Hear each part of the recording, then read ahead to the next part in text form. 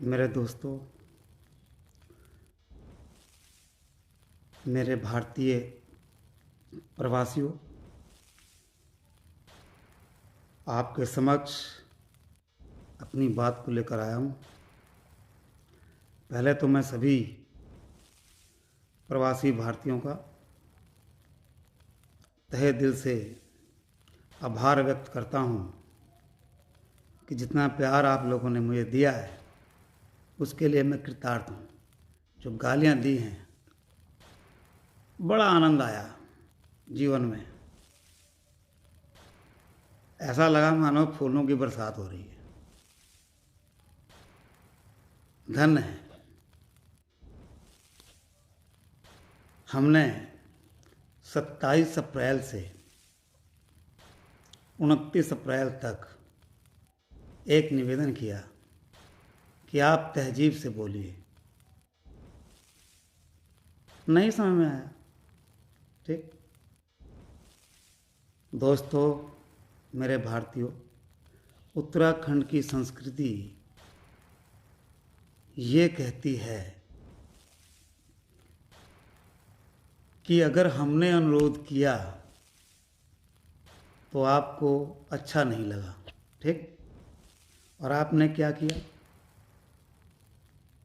मैंने थोड़ा सा असभ्य शब्दों का प्रयोग जरूर किया, जिसकी कि मैंने प्रवासी भारतीयों से उसी वीडियो में ये कहा था कि अगर मैंने कुछ गलत कहा है तो उसके लिए मैं क्षमा चाहता हूँ। परंतु जो व्यक्ति आदरणीय मोदी जी, राष्ट्रपति जी, राज्य के मुखिया उत्तराखंड के संस्कृति को लेकर विदेशी धरती पे बैठ के क्या इंप्रेशन जाता होगा। मेरी बात का इतना दुख हुआ कि आपके 1,90,000 फॉलोअर्स ने बहुत प्यार दिया। अरे इतना प्यार तो शायद ही किसी को मिले। मैं अपने सभी उन भाइयों से जो कहते हैं ना, जय हो आपके माता पिता की, ये वो माता पिता हैं, ये उनकी औलादें हैं जिन्होंने मुझे इतने फूल दिए कि मैं कृतार्थ हूँ उन लोगों के लिए। मैं धन्य हो गया मेरा जीवन। जय हो उनके माता पिता की जिन्होंने मुझे इतना दिया। मैंने तो सिर्फ भारत का नागरिक होते हुए उत्तराखंड राज्य में निवास करने के नाते आपको आपकी जवान को कंट्रोल करने के लिए कहा था। और मैं अपने सभी उन भारतीयों से कहना चाहता हूँ, 27 तारीख से लेके 29 तारीख तक की मेरे सारे वीडियो देखिए। मैं ये कहना चाहता हूँ, जब से मेरा फेसबुक अकाउंट है तब से लेके अब तक मेरे फेसबुक अकाउंट को चेक करिए, क्या मैंने कभी असभ्य शब्दों का प्रयोग किया है? अगर मैंने किया है तो जो आप सज़ा देंगे मैं उस सज़ा को भुगतने को तैयार हूँ। परंतु एक बात और ध्यान रखिए, जब कोई मेरे देश के प्रधानमंत्री, इस राज्य के मुख्यमंत्री, इस देश के प्रथम नागरिक राष्ट्रपति के लिए असभ्य शब्दों का प्रयोग विदेशी धरती पर बैठ के एक व्यक्ति करता है, तब आप लोग कहाँ जाते हो? मेरा क्वेश्चन सिर्फ आज एक ही है। मैं सिर्फ इस बात को लेकर आज कह रहा हूँ, मुझे ये परवाह नहीं कि आप क्या कह रहे हैं। मुझे ये परवाह है आज आप लोगों की कि जो आप लोग एक व्यक्ति के लिए आपने हजारों सैकड़ों गालियाँ दी, बड़ा आनंद आया। परंतु इस बात को देखो, जो इस देश के प्रधानमंत्री जी को गालियाँ देता है व्यक्ति, उस व्यक्ति और मेरे में क्या फ़र्क है? मैंने तो एक व्यक्ति को खाली थोड़ी सी असभ्य शब्दों का प्रयोग किया, तब आपको इतनी मिर्ची लग गई यार। कमाल है यार, मानना पड़ेगा आप लोगों को। परंतु एक बात देखिए, मैं एक हिंदुस्तानी जज्बा लेके पैदा हूँ और है, अगर मेरी जगह और कोई भी होता, अगर वो सच्चा हिंदुस्तानी है, जिस दिन इसने माननीय मोदी जी के लिए असभ्य शब्द कहे थे, उस दिन कोई इसका यार दोस्त नहीं बोला कि ए रोशन मत बोल यार, भारत का प्रधानमंत्री है, तेरे बोलने से मेरे देश का भी नाम बदनाम होगा। अपने निजी स्वार्थ के लिए, निजी स्वार्थ, अपनी पब्लिसिटी स्टंट के लिए मोदी को गाली दे दो। अबे भाई, मोदी जी कौन है भूल गया? पूरा विश्व आज वंदना कर रहा है, मैं उस व्यक्ति के लिए आप गाली दे रहे हो। अबे मैंने तो कुछ कहा ही नहीं भाई, मैंने तो हल्का सा आपको कि आप जरा सुधर जाएं, अपनी वाणी पे विराम रखें। 2-2 घंटे लाइव करते हैं आप, हैं? 10 मिनट का टाइम नहीं होता आज के जीवन में किसी के पास। लेकिन आज मैं फिर इस सभ्य समाज से आज कह रहा हूँ, मेरा किसी प्रवासी भाई से कोई लेना देना नहीं है। मेरी आज भी वही लड़ाई है, आज भी मैं अपने शब्दों को दोहरा रहा हूँ। मैं अपने आदरणीय विश्व गुरु की ओर अग्रसर मोदी जी के खिलाफ नहीं सुन सकता, मैं राष्ट्रपति के खिलाफ नहीं सुन सकता, मैं त्रिवेंद्र जी के खिलाफ नहीं सुन सकता। जानते क्यों? कि मेरे अंदर एक भारतीय खून है। अगर तुम्हारे अंदर खून है, मैं तुम्हें आप बद्री विशाल की कसम देता हूँ, उसके मुंह पे थूको, उसके वीडियो को देखो। मैंने कहा ना, मैं प्रवासियों से पहले ही माफ़ी मांग चुका हूँ कि मैं 2 शब्द कहूँगा, लेकिन उस व्यक्ति के लिए कह रहा हूँ व्यक्तिगत तौर पे जिसने मेरे इस देश का अपमान किया है। मुझे फ़र्क नहीं पड़ता तुम्हारी गालियों से, ध्यान रख के चलना। अगर गालियों से फ़र्क पड़ता होता तो मैं आज की डेट में आपके सामने ना खड़ा होता, और मैं तब आपके सामने खड़ा होऊंगा जब जब आप आदरणीय प्रधानमंत्री जी को या मेरे राज्य के मुखिया को कुछ कहोगे। मेरा त्रिवेंद्र जी से या मोदी जी से कोई इंटरेक्शन नहीं है, लेकिन एक भारतीय सच्चे होने के नाते मुझे दुख होता है। आप विदेशी धरती पे जाते हो, क्या कहलाते हो? इंडियन। इंडिया का प्रतिनिधित्व कौन करता है? मोदी जी करते हैं ना? करते हैं नहीं? आप करते हैं? बाहर जाते हैं सब लोग मोदी जी करते हैं।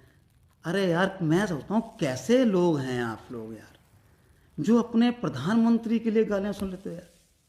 शेम यार। मैं सभी भारतीयों से कहना चाहता हूँ, मैंने अपने कृत्य के लिए उस दिन कह दिया था कि मैं किसी प्रवासी भारतीयों को कुछ, मेरा कोई लेना देना नहीं, मैं तो उनके उज्जवल भविष्य की कामना करता हूँ। मेरे सारे वीडियो देखिए आप। मुझे ये कहा ना कि मैं क्या हूँ, मुझे हल्का सा टेढ़ा होना पड़ा। क्यों? कि व्यक्ति, आज को आपको पुरानी कहावत है, हल्का सा उंगली टेढ़ी करोगे तो घी निकलेगा, पुरानी कहावत है ना। अब उससे पहले तो कोई नहीं बोला। मैंने एक 27 तारीख के वीडियो में कहा था कि भाई साहब तमीज़ से बात कर लो, ये देश का मैटर है, नहीं समझे। भाई साहब, आज आपको एक फिर कह रहा हूँ, अपने व्यक्तिगत निजी स्वार्थ के लिए इस देश की गरिमा को, इस देश के नाम को, इस राज्य की संस्कृति को खराब ना करें। मैं अपने प्रवासी होटलियर भाई से कह रहा हूँ, सीधे रास्ते जाओ यार, सीधे रास्ते। जो व्यक्ति, जिसकी इतनी महत्वाकांक्षा हो कि वो प्रधानमंत्री जी को गाली दे सकता है, तो बताइए वो किस टाइप का बंदा है? सोच लो आप यार। अरे मेरा तो चलो छोटा सा मैटर है यार, मैं तो आपका बीच का भाई हूँ। अरे वो तो पूरे देश का प्रतिनिधित्व कर रहे हैं। आपके स्टेट का, आपके राज्य का क्या होगा? आपके राज्य की क्या छवि होगी कि ऐसे लोग रहते हैं? मैंने मोदी जी को तो कुछ नहीं कहा, मैंने त्रिवेंद्र जी को कुछ नहीं कहा, मैंने किसी पूरे हिंदुस्तान के मुख्यमंत्रियों को कुछ नहीं कहा, मैंने मंत्रियों को कुछ नहीं कहा, मैंने विधायकों को कुछ नहीं कहा। बहुत आसान होता है किसी को कुछ कहना, जब चैलेंज लेता है ना कोई व्यक्ति जीवन के अंदर, तो क्या होता है अच्छी तरह जानते हैं आप। बहुत कुछ कहने के लिए है। मुझे पॉलिटिक्स नहीं करनी, मुझे राजनीति नहीं करनी, मुझे दुबई में बैठ के किसी का 1,90 फॉलोअर्स का मुझे प्यार नहीं चाहिए। मैं अकेला ही अपने आप में मस्त हूँ और देश के लिए खड़ा रहूँगा। अनिल कुमार पांडे, जितनी मर्जी गाली देना यार, खुल के देना, रहता कहाँ वो भी पता है, देहरादून में हूँ, पूछ लेना यार, बच्चे को पता होगा अनिल पांडे कौन है। ठीक है, मुझे मारोगे मार लो, टेंशन नहीं है, ध्यान रख के चलना। अरे हम तो इस देश की मट्टी में पैदा हुए हैं, उस देश की मट्टी में मरेंगे। लेकिन आपका क्या होगा? विदेशी धरती से बैठ के इस भारतवर्ष के लिए अब शब्दों का इस्तेमाल आप मत करिएगा। मेरा सिर्फ आपसे यही निवेदन है, इससे ज़्यादा मैं आप भी कुछ नहीं कह रहा हूँ। ध्यान रख के चलना भाई। ईश्वर करे आपको जल्द सद्बुद्धि आए, मेरी यही आपसे कामना है। लेकिन मैं उन लोगों से भी कहना चाहता हूँ जो इनके वेल विशर्स हैं। मैंने तो कुछ ही कहा था, और आपने क्या कहकर कहा, अपने ज़मीर में भी झांक के देखना कि मैं गलत था या तुम लोग गलत हो। समझ गए मेरे दोस्तों, समझ गए मेरे भारतवासियों।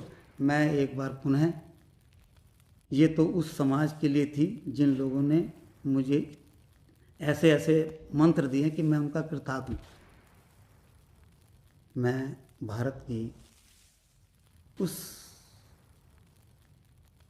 श्रेणी से बात करना चाहता हूँ, उन लोगों से बात करना चाहता हूँ जो विदेशों में रहकर हिंदुस्तान का नाम रोशन करते हैं। देखिए भाइयों, किसी भी व्यक्ति को एकदम से गलत कहना भी गलत है। मैं अपने समस्त भारत भाइयों से यही कहना चाहता हूँ, अगर किसी का मन मेरी वजह से दुखी हुआ हो कि मैंने कोई गलत कहा, उसके लिए मैं पहले ही क्षमा मांग चुका हूँ और आज फिर कह रहा हूँ।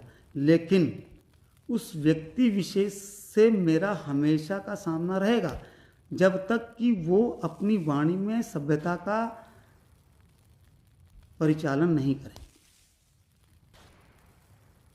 आज भी मैं कह रहा हूँ, कल भी कहूँगा, परसों भी कहूँगा, जब तक मेरा मन करेगा तब तक मैं कहूँगा।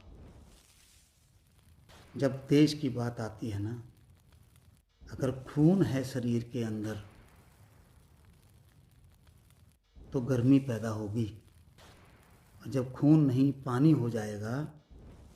मैं समस्त भारतवासियों से कहता हूँ, एक बार इसकी वीडियोस को ज़रूर देखिए आपको फ़र्क पड़ जाएगा। मेरी वीडियो को लोगों ने काट पाट के भेजा, ठीक, उन शब्दों को ज़रूर का दिखाया जो मैंने इनको कहे, लेकिन उस वीडियो को पूरा नहीं दिखाया। मैं सभी दोस्तों से कहना चाहता हूँ, सभी भारतवासियों से, मेरी सभी वीडियोस को देखिए आप, जितनी भी वीडियोस हैं मेरी, उसके बाद अपना निर्णय करिएगा।